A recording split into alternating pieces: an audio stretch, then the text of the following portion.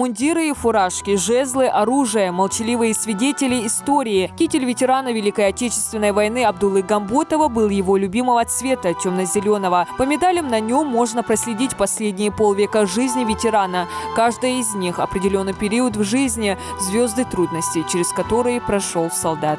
Здесь вот красная звезда, которую он получил за город Киев, за оборону города Киева, орден Отечественной войны. Кроме того, ветеран награжден медалями за оборону Кавказа и за победу над Германией. Путь Абдуллы Гамботова как военнослужащего начался еще в 1926 году. Молодой солдат в 22 года добровольно ушел в Красную армию и связал свою жизнь с ней практически до окончания войны.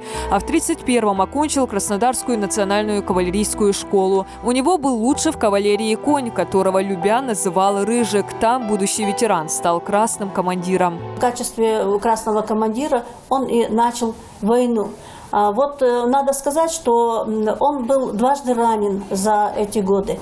И его самые такие вот тяжелые бои, которые он проводил, они проходили на территории Украины, в районе Киева. Киевская наступательная операция, за которую Абдулла Гамботов получил орден Красной Звезды, была проведена с 3 по 13 ноября 1943 года. В результате нее был освобожден Киев. Кроме того, во время сражения были разгромлены 15 немецких дивизий, а в освобожденной столице Украины был создан стратегический плацдарм, сыгравший важную роль в боях за освобождение правобережной Украины. Активную военную карьеру ветеран закончил в 1944-м, а в год окончания войны был уволен в запас в звании майора с должности командира стрелкового батальона. В 2 сохранившихся личных альбомах ветерана фотографии сослуживцев, прошедших с ним все тяготы войны, и близких родственников, которых у него осталось не так много, но которые верно хранят память о ветеране. Трудолюбивый, общественный человек был.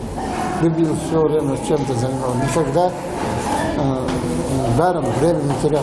Все мои дети еще знают, что он такой был, и прошел он всю войну и с честью, не опозорил. По окончанию войны майор Гамботов переехал к семье в Казахстан, а после возвращения на родину в 1957-м начал активную общественную деятельность. Вплоть до кончины в 1994-м встречался с ветеранами, участвовал практически во всех мероприятиях, посвященных войне. И главными его слушателями были школьники. Часто посещал школы, внес большой вклад в военно-патриотическое воспитание учащихся и молодежи. Он был очень интересным собеседником, рассказывал о лихих военных годах и о многих эпизодах сражений, и реалии военные нам в то время, то, что, допустим, мы не могли прочитать где-либо, он нам рассказывал, вот как эти сражения шли, участником которых он сам являлся. Из года в год зал Великой Отечественной музея краеведения пополняется новыми фотографиями. Это лица победы, которые 75 лет назад самоотверженно сражались на полях самой кровопролитной войны. Невероятная история каждого из них одновременно тяжелая и героичная. Правда, схожесть этих храбрых ингушей точно проявлялась в одной черте. Все они были готовы отдать жизнь ради общей победы. Диана Дударова, Лейла Гайсанова, Рахман Суров. Новости 24.